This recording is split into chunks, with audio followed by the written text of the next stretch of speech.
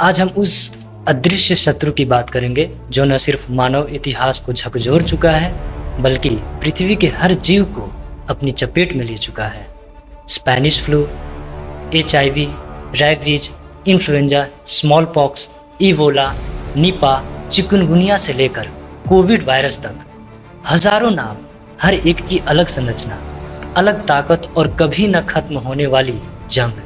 Covid का नाम लेते ही डर का माहौल छा जाता है। सदी की सबसे बड़ी महामारी जिसने मानव सभ्यता को चुनौती दी, मेडिकल साइंस को भी चैलेंज किया। सच तो ये है कि ये कभी खत्म नहीं होते, ये अपना रूप बदलते हैं और मौका मिलते ही फैल जाते हैं। किसानों की फसलों को बर्बाद करना, पालतू जानवरों को प्रभावित करना, बैक्टीरिया हो, पौधे हो या कोई जानवर, कोई भी इसकी पहुंच से बच नहीं सका। लॉकडाउन और वैक्सीनेशन की जंग और अनिश्चितता के बीच मानवता की यह लड़ाई, ये तो कोई जीव ही नहीं है, ये एक पैरासाइट है जो हमारे शरीर में घुसता है, खुद को स्थापित करता है। इसकी विरासत पृथ्वी के शुरुआती दिनों से चली आ रहे हैं और हम यह रहे या ना रहे, इसकी विरासत जरूर रहेगी, क्योंकि इसके विरासत न सिर्फ इतिहास है बल्कि पृथ्वी की अनंत जंग का जीता जागता सबूत है। ये है वायरस की विरासत।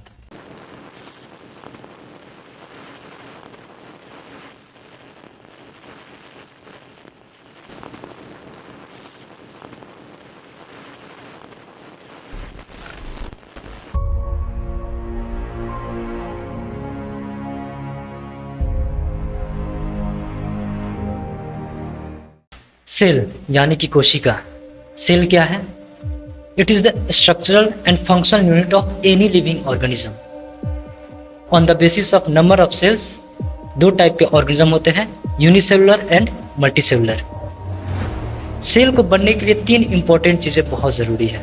कोई भी सेल जो लिविंग ऑर्गेनिज्म है, कोई भी सेल हो, उसके अंदर तीन ये इंपॉर्टेंट चीजें होनी ही चाहिए, तभी हम उसको सेल कंसिडर करेंगे।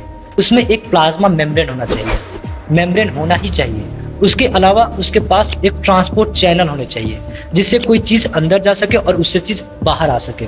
उसके अलावा सेल को कैसे फंक्शंस और रेगुलेट करना है, उसके लिए जो इंफॉर्मेशन है उसको स्टोर करके रखना चाहिए, जिसके लिए हमारा जेनेटिक मटेरियल उसके अंदर रहता है, जिसको बोलते हैं DNA। ठीक।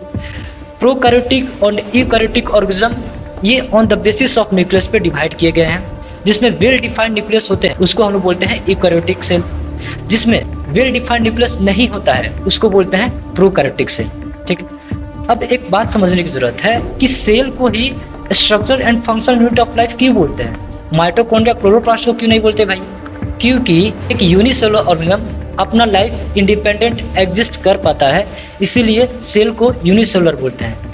एग्जाम्पल के तौर पे देखा जाए, अमीबा होता है, ठीक, जो कि एक यूनिसेलुलर ऑर्गेनिज्म है। वो डाइजेशन करता है, रेस्पिरेशन करता है, एक्सक्रीशन करता है, फूड लेता है, वो सारी चीजें करता है और वो एक यूनिसेलुलर ऑर्गेनिज्म है। जितने भी वर्ल्ड में माइक्रोब्स है या कोई भी लिविंग ऑर्गेनिज्म है उसको 5 किंगडम में क्लासिफाई किया गया। 1969 में R.H. व्हिटेकर ने जितने भी लिविंग वर्ल्ड में ऑर्गेनिज्म है उसको 5 किंगडम में क्लासिफाई कर दिया। Monera, protista, fungi, Plantae and Animalia. अब ये चीजें हम क्यों जान रहे हैं? क्योंकि हम वायरस की बात कर रहे हैं और वायरस इस सब में से किसी में नहीं आता। इसका मतलब ये हुआ कि वायरस एक लिविंग ऑर्गेनिज्म नहीं है। वायरस क्या है? ये एक नॉन लिविंग है, ये अपना ड्यूअल नेचर शो करता है। जब ये बाहर रहता है, किसी बॉडी के बाहर रहता है, तब ये non living characters appear show करता है। जैसे ये बॉडी के अंदर घुसता है, ये अपना लिविंग फंक्शन शो करता है। वायरस माइक्रोस्कोपिक होती है, हम बिना माइक्रोस्कोप के वायरस को नहीं देख सकते हैं। अगर इसकी साइज की बात करें तो लगभग 20 to 400 नैनोमीटर के आसपास की होती है। अगर साइज कंपैरिजन की बात करें तो एक एनिमल सेल का साइज 10 to 20 माइक्रोमीटर का होता है, एक बैक्टीरिया 1 to 10 माइक्रोमीटर का होता है, वायरस 20 to 400 नैनोमीटर और एक मॉलिक्यूल 0.2 से 1 नैनोमीटर का होता है और एक एटम 0.1 नैनोमीटर का होता है। वायरस एक ऑब्लिगेट इंट्रासेलुलर पैरासाइट होती है। इन जनरल पैरासाइट दो तरह के होते हैं, ऑब्लिगेट एंड फैकल्टेटिव। ऑब्लिगेट का मतलब तुम हो तो हम हैं, तुम नहीं तो हम नहीं। जब तक होस्ट सरवाइव करेगा तब तक ये भी होस्ट से न्यूट्रिएंट्स लेते रहेंगे और सरवाइव करेंगे। होस्ट खत्म तो ये भी खत्म। फैकल्टेटिव का मतलब तुम नहीं तो कोई और सही, होस्ट रहे तो भी सरवाइव कर सकते हैं, नहीं रहे तो खुद ही इंडिपेंडेंट सरवाइव कर सकते हैं। इंट्रासेलुलर और इंटरसेलुलर की बात करें तो इंट्रासेलुलर में सेल के अंदर पैरासाइट डेवलप होता है और इंटरसेलुलर में पैरासाइट दो सेल के बीच में डेवलप होता है। तो वायरस एक ऑब्लिगेट इंट्रासेलुलर पैरासाइट है। अगर वायरस की कॉन्स्टिट्यूएंट्स की बात करें तो ये दो चीज़ों से मिलकर बनता है। एक हो गया आपका जेनेटिक मटेरियल जो कि न्यूक्लिक एसिड से बनता है, और जेनेटिक मटेरियल ही इसका इन्फेक्शियस एजेंट होता है जो कि इन्फेक्शन कॉज करने में वायरस की हेल्प करता है। और दूसरा होता है प्रोटीन। प्रोटीन एक प्रोटेक्टिव कोट बनाता है जिसको कैप्सिड बोलते हैं, और इस कैप्सिड के ही अंदर जेनेटिक मटेरियल प्रेजेंट रहते हैं। न्यूक्लिक एसिड की बात करें तो न्यूक्लिक एसिड दो तरह के होते हैं, एक डीएनए होता है और एक आरएनए होता है। डीएनए में भी दो टाइप के होते हैं on the number of strands, double stranded DNA और सिंगल स्ट्रैंडेड डीएनए।